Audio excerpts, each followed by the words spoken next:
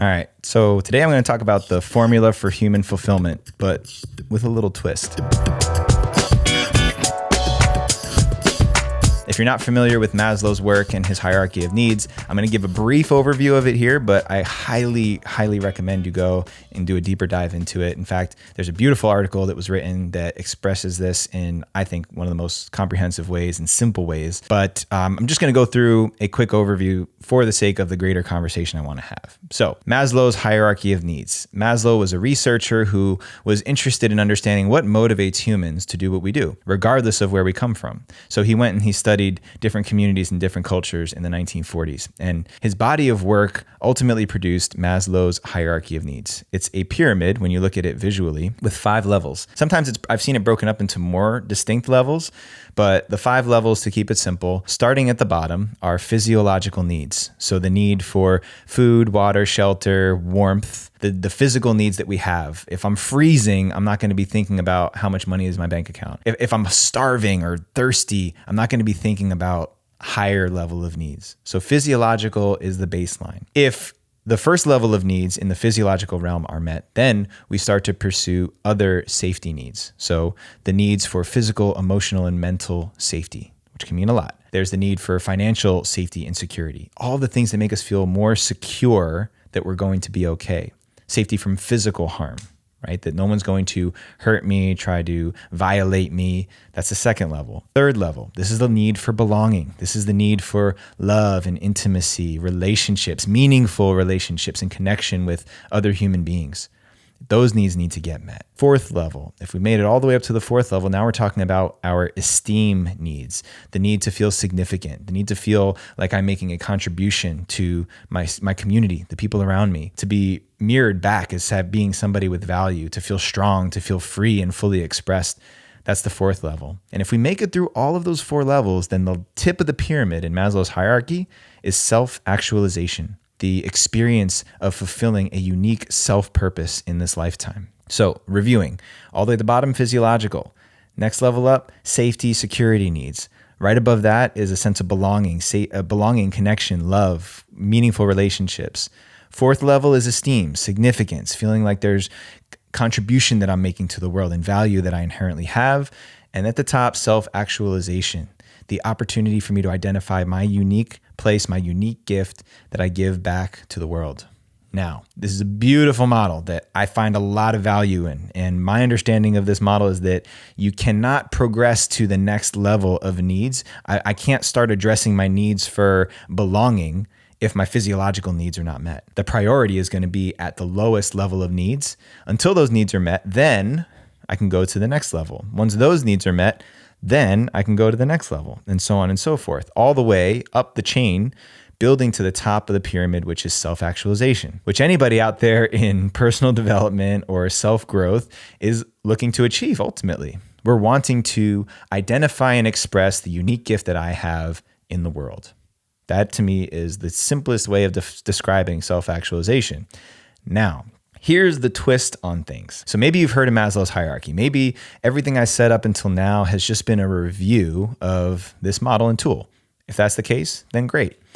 The twist I want to put on this is where community comes into play. Because if you go back and you review all of those needs at the physiological level, food, water, shelter, warmth, those are things that when a baby is born, a parent provides. The mother, the father, they provide those basic physiological needs to keep that baby safe because that baby can't do that for itself. That baby can't protect itself from predators or home intruders. And so the family members protect that baby as it gets older and learns to do that for itself. As we go up the next level, belonging, right? Demonstrating love and acceptance and worth to a child is something that a child requires from parents, siblings, family members, community members. It cannot inherently provide that for itself yet. You see where this is going? Every level of the ladder as we go up the pyramid, it's the nurturing of a child.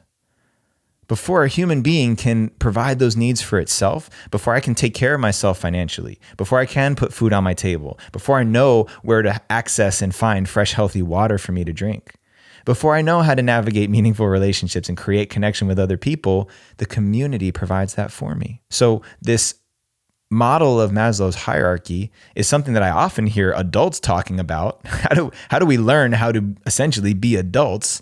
Because the hierarchy was designed as a model for raising a child. So what I'm observing is, especially backed up by recent psychological evidence, is that adolescence is extending all the way into the 20s and 30s, especially for men in our generation, in the generation of millennials. And so this hierarchy is still relevant to people in their 20s and 30s, and maybe even in their 40s, who haven't figured out how to provide their own physiological safety, belonging, esteem needs in order to become self-actualized. That's why there's a personal development industry, because somewhere along the way, we lost touch with this. We forgot how to do it. The community failed to launch its children into self-actualization. Now here's the real twist. What happens after self-actualization? That's just the beginning.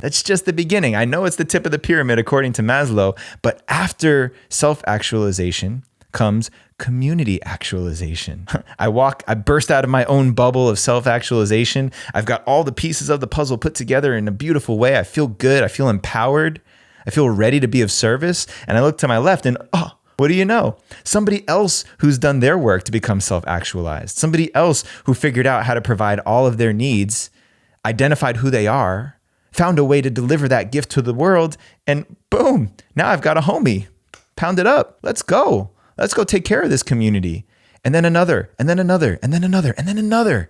And before you know it, there's a whole community, a whole generation of self-actualized people. Community actualization.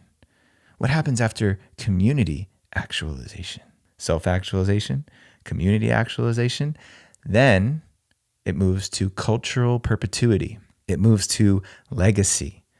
An entire community of actualized people, which is, in my opinion, code word for adults, is capable of passing on that wisdom of actualization to the next generation. And then boom, what do you know? We have parents who are actually raising children to be their own unique, self-identified, self-expressed human on this planet so they can do it for their children. And then we have a legacy, a chain, a sequence of constantly preparing new humans to be self-actualized people, to participate in community actualization. And as the community is actualized, passing that on in cultural perpetuity, passing it on as legacy.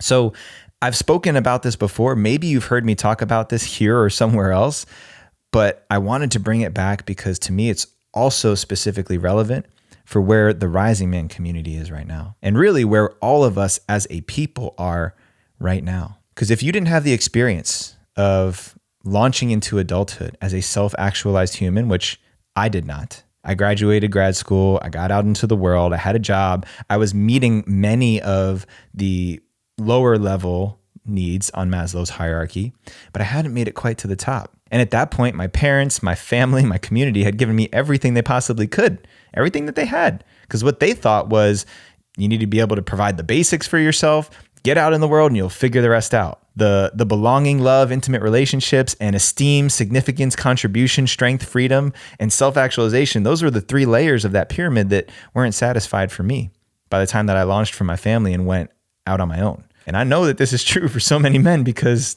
I've been doing this shit for years. And I hear the same thing over and over. I see the same thing over and over and over again. And the other thing is that achieving those base level needs is not a fixed achievement, right? Okay, yeah, so for today, I've got food, water, shelter, warmth, but what about tomorrow? What about next month? I made rent this month, great. I got shelter for 30 more days. What about next month? We have to constantly be positioning ourselves in a way that makes these needs come together. And once all of those pieces are put together, the feeling of self-actualization is embodied. It's visceral. I literally feel my body differently when I walk around the world knowing I've got money in my bank account, I got food on the table, I have beautiful, meaningful relationships, I have a clear sense of who I am, what my contribution to the world is right now, and I walk around like nothing can stop me. Now, if we multiply that and create that in every single human being. If my wife is feeling that way, if my best friend is feeling that way, and his partner are feeling that way, and we start to cluster in communities of self-actualized people, then bam, we can start doing that for our children. But until that point, if all of a sudden my finances start to struggle a little bit because of the economy, or all of a sudden I lose touch with some of my meaningful relationships because I got so focused up on myself and my business and my personal pursuits, then that self-actualization disappears for a little while. Any of you out there who had a vision, who had clarity of who you are, purpose for what you're going, if you felt that moment of like disconnect, what happened? Where did it go? I got to reignite the flame. Just consider which needs haven't been met. Because once they all start to cluster together and piece together, boom, self-actualization all over again. And then sustaining that self-actualization by making sure all of those needs continue to be met, doing that in community together. And then demonstrating that for our children and passing that on to our kids. That's the game. And right here in Rising Man, right now, we are fighting to support each other to establish those baseline needs. How many men out there are struggling financially? How many men are struggling to be in good health, to be in good shape, to have meaningful, healthy relationships with their siblings, their best friends, their partners? How many men don't even have a best friend? How many of us walk around in the world not knowing what I'm doing, not clear on what my contribution is, not quite feeling free or empowered in my unique gift? That's what we're working towards. And because maybe we didn't have somebody do that for us or help mentor us all the way to self-actualization, maybe because most of us were launched into the world unprepared to provide those things for ourselves, it's time to figure out how to do that for each other. And we can do it together. We have to. The future of humanity depends on our ability to do this so that we can provide that for our kids, so that legacy doesn't just disappear again and then leave our kids to figure it out on their own.